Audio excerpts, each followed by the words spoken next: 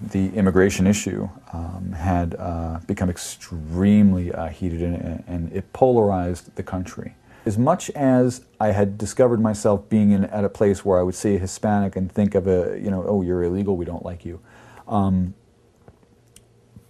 I was not innately racist, let's say. Many of the people I was associated with, many of the people I had kept company with, were very, very negative influences on me, very bad influences on me, and I had really let my guard down because I had gained a lot of popularity on my blog. I had gotten tremendous popularity as a result of the rally, and that feels good. It feels good to be noticed. We've got illegal aliens protesting in our own town. Where are the Americans, protesting and standing up for America and our rights and the rule of law? Finally, someone encouraged me to, try and just sort of get people together and whatever, and I said, fine. So I created a website called Pro America, actually Pro America Society. I had a couple of people join me and create this small group, and the initial purpose of that website was to gather people to a rally in Morristown, New Jersey. We ended up finally being able to set a date. It was July 28th of 2007. I got the mayor of the town to speak. I was able to use the front property of the town hall for the rally, and we gathered about 500 people. I started, of course, with a flag salute and the recording of Whitney Houston with the national anthem, while at the same time we had about 100 people across the street who were screaming on bullhorns protesting our protest. But we got people riled up. In the beginning of my speech, I gave these very poetic words about how great this country is, how hospitable we are, and which is still very true. I still hold to that. But I then started talking about the scourge, is the way I refer to it, the scourge of illegal immigration, and I had used the rule of law moniker, the rule of law phrase as the rallying cry. And what I had said is that rule of law is the fabric of our country. It's and I think I called it a coat of many colors. And that illegal immigration was tearing the seams out of that fabric and was disintegrating the fabric of our country by mere virtue of the fact that people coming here illegally violated rule of law. So at that, I started it off very, in retrospect, pretty negatively, but the people loved it. What is in the mind of a anti-illegal immigration activist? Well, back then, in my mind, would have been a fervent love of country. And love of country isn't bad at all. But there is an extreme that it gets to. And for someone like myself, I was at that extreme, where you attach to an issue, and somehow it just almost possesses you in a way, and especially something that is so discussed in the media, something that is so polarizing, you pick a side, and you fight on that side. And for me at the time, rule of law was the cornerstone of what we are as a nation. I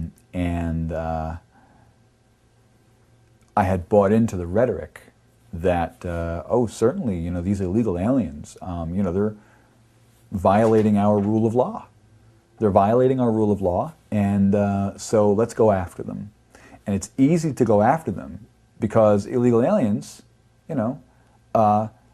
they can't fight back. They have no recourse in this country. So it was very easy, it was very convenient, and when you already have an audience, at least in my case I had a very sizable audience on my blog, you attach to this issue, you have a bigger audience. It was a genuine activity to try and raise awareness of an issue. But it was also extremely self-serving, really self-serving, because you get to an issue that gives you a spotlight, And everyone really enjoys the spotlight. Everyone enjoys being noticed, just like any children. And when you have your pedestal, you don't want that pedestal being knocked down from under you. And so you attach your very identity to that so deeply that anyone who counters you or anyone who contradicts you, you take it very personally. I had never been a person who would have considered another individual who was unlike me. I would never have been intolerant of them. It's just one, the way I was raised, and just it's just wrong. But when I got involved in particularly on the issue of illegal immigration, when you realize, when you get so wrapped up in it, and you recognize that the statistics say that 80% of illegal immigrants are Latino or Hispanic, what ends up happening, and it's not always conscious, what ends up happening is in your head, all right, illegal immigrant, we don't like them. Most illegal immigrants are Hispanics. Therefore, we don't like Hispanics. I mean, at one point, I would see a Hispanic person, and I would instantly think illegal immigrant. Instantly. And that's exactly what Corey did. He saw Spanish, he thought illegal immigrant. And, started talking about legal status, legal residency, etc. And that's how it works. That's how insidious this thing is. And that's because the issue itself, the immigration issue, quote unquote, is just a facade for something deeper. And that's just this latent prejudice that any of us can find ourselves wrapped up in. But what I ended up having to do is recognizing that that really inappropriate view of Hispanic people, and once realizing that I had taken that on myself, having let my guard down, you have to just put that out and say, you know what, that's wrong, and here I am today. Human beings are human beings. We walk on the same earth, and no one has a right to denigrate another just because they are unlike us. And on this issue, by the way, the unlike us part includes people who look just like you but don't think the way you do.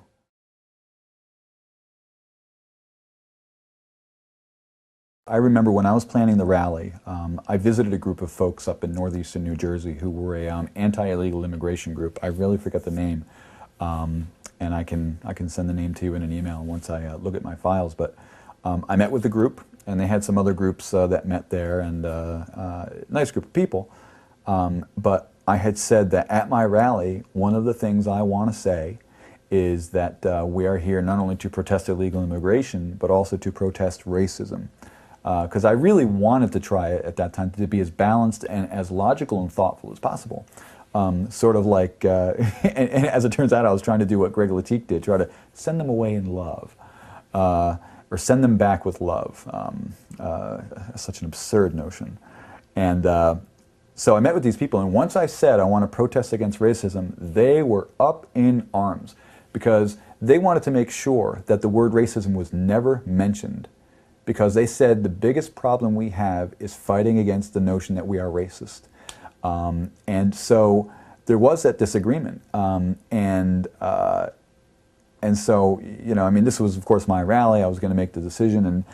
And what ended up happening was many of them said they would not come to the rally if I had mentioned anti-racism as one of my themes.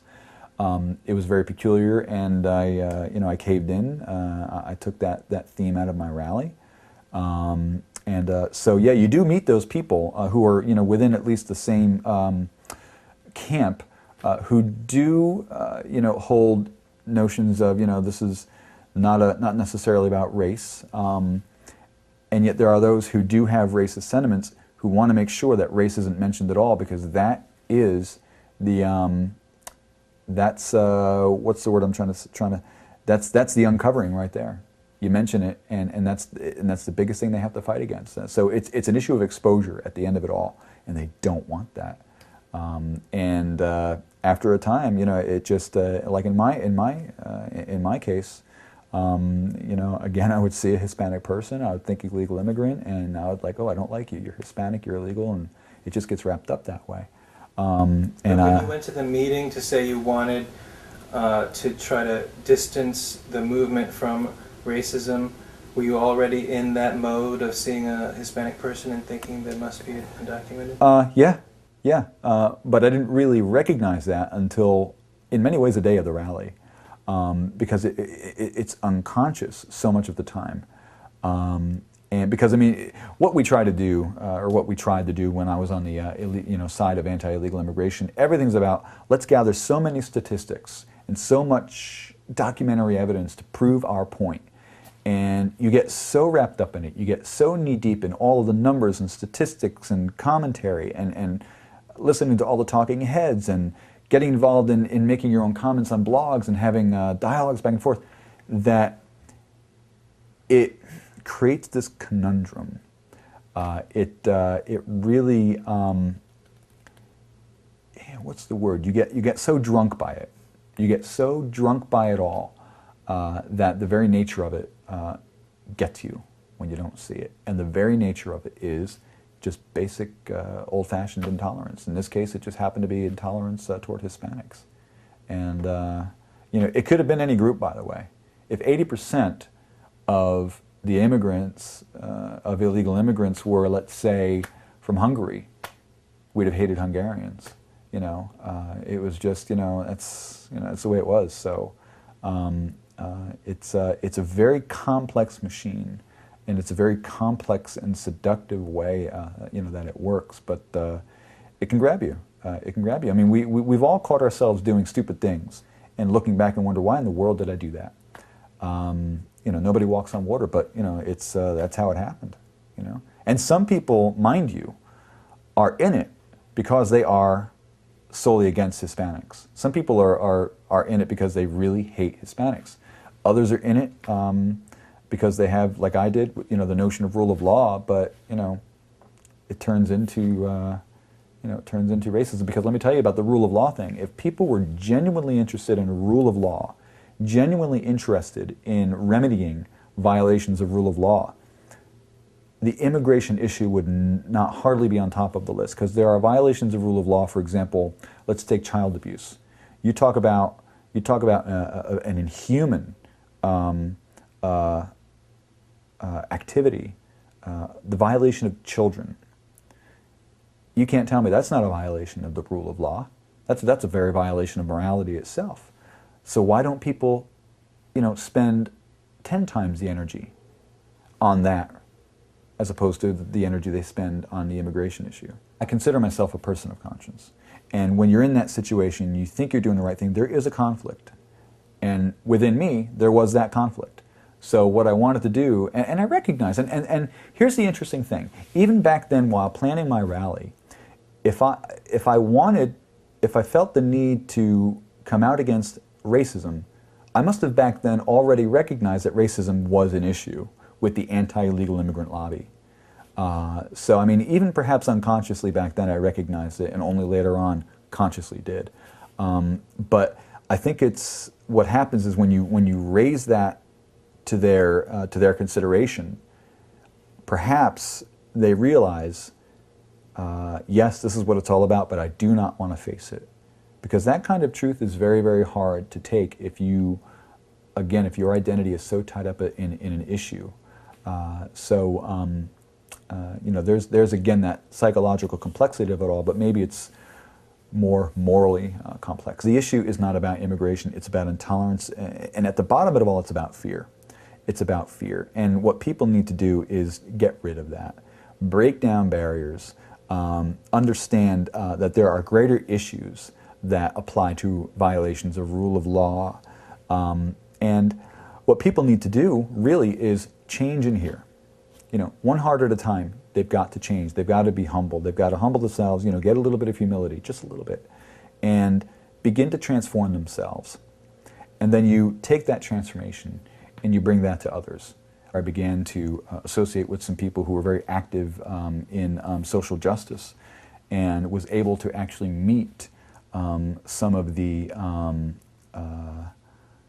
people some of the Hispanic people in Reading who lived in poverty, and sort of learned some of their stories about why they came here. And I finally got to see the human face of the issue that I had been against. I had finally seen the face of the quote-unquote enemy I had been disparaging, and realized, you know, these are human beings with very genuine issues. And looking back on it, I had to chastise myself